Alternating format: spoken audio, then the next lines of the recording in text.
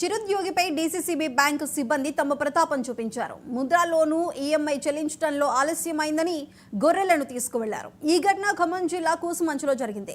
గొర్రెలపాడు తండాకు చెందిన నిరుద్యోగి బానోతులింగ అనే యువకుడు కూసుమంచి డీసీసీబీ బ్యాంకులో 50,000 రూపాయల ముద్రా లోన్ తీసుకున్నాడు.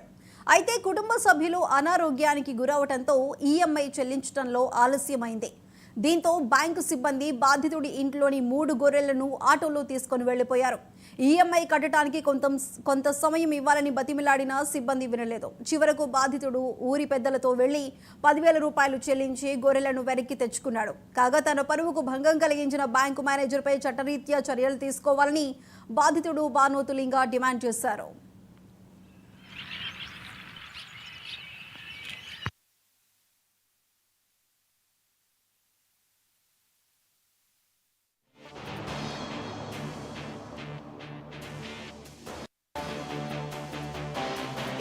అయితే నేను డీసీబీలో 50,000 లోన్ తీసుకుని నేను 25,000 చెల్లించాను.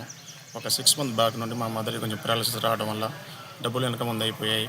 దానివల్ల నాకు వాళ్ళు ఒకరోజు నోటీస్ ఇచ్చారండి.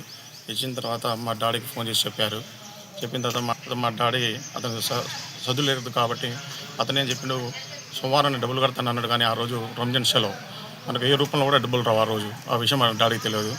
వాళ్ళు అదే పూర్తిగా వాళ్ళు రంజాన్ రోజు సెలవు రోజు వచ్చి ఈరోజు డబ్బులు కట్టామంటే లేదండి, ఈరోజు డబ్బులు లేవు, మాది కట్టలేని పరిస్థితి బాగాలేదు, మేము కడతాం 2 రోజులు టైం ఏంటంటే అట్లా కుదరదు, ఈరోజు మీకు కట్టపోతే గొర్రెపిల్లలు పట్టబోదాం అని అంటున్నారు.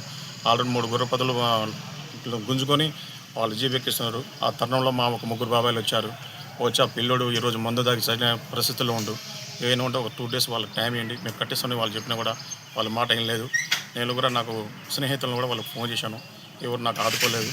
వాళ్ళు ఆల్రెడీ గొర్రెపిల్లలు తీసుకొని బ్యాంకుకి తీసుకురావడం జరిగిన తర్వాత నేను పోయి ఇక మా ఫ్రెండ్స్ దగ్గర ఎవడో దగ్గర బదిలాడి ఒక 10,000 తెచ్చి చెల్లించేసాను 10,000. ఆ రోజు సెలవు ఉన్నా కూడా నాకు ఆ రోజు వాళ్ళు రసీదు ఇచ్చారు. 30వ తారీఖు బ్యాంకు సెలవు అండి, ఆ రోజు రిజర్వ్ బ్యాంకు సెలవు. ఆ రోజు కూడా నాకు బంధించి ఆ రోజు రిసిప్ట్ ఇవ్వడం జరిగింది.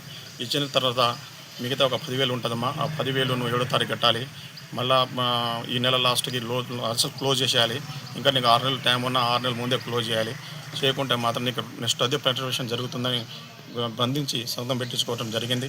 నేను వాళ్ళకి లెటర్ రాసి ఇచ్చాను. ఆ విధంగా తీసుకున్నా కూడా మళ్ళీ మా డాడీకి ఫోన్ చేస్తూనే ఉన్నారండి. నా పరిస్థితి ఏంది, నాకు ఒకసారి ఆదుకోవాలని నమస్కరిస్తున్నాను.